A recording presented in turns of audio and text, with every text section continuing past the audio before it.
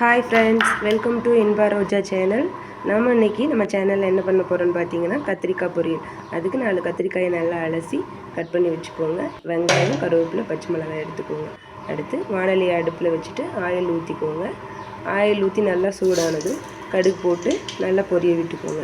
கடுகு நல்லா பொரிஞ்சதுக்கப்புறம் ஆனியனை போட்டு நல்லா வதக்கி எடுத்துக்கோங்க. ஆனியன் நல்லா வதங்கி வரணும். நல்லா ஆனியன் வதங்கினாக்க நம்ம செய்ய போகிற டிஷ் ரொம்ப டேஸ்ட்டாக எண்ணெயாக வரும். அதுக்கப்புறம் பச்சை மிளகாய், கருவேப்பிலையை சேர்த்து நல்லா வதக்கிக்கோங்க. நல்லா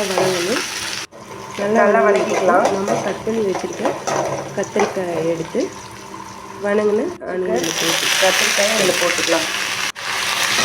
போட்டதுக்கப்புறம் நல்லா வதக்கி வச்சுக்கோங்க. அதுக்கப்புறம் தேவையான அளவு உப்பு சேர்த்துக்கோங்க. அதில் தேவையான அளவு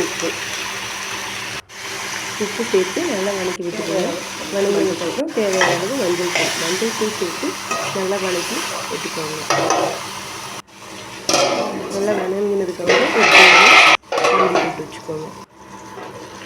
மூடி போட்டு ஓப்பன் பண்ணதுக்கப்புறம் நல்லா கிளறி விட்டுக்கோங்க. கிளறினதுக்கப்புறம் உங்களுக்கு காரம் தேவை அப்படின்னா லைட்டாக கொஞ்சமாக மிளகாத்தூள் சேர்த்துக்கோங்க.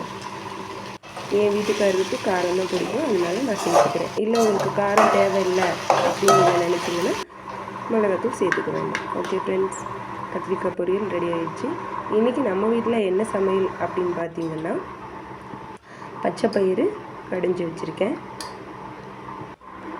அதுக்கப்புறம் கத்திரிக்காய் பொரியல் பண்ணியிருக்கேன். அதுக்கப்புறம் அப்பளம், அப்புறம் சாதம்.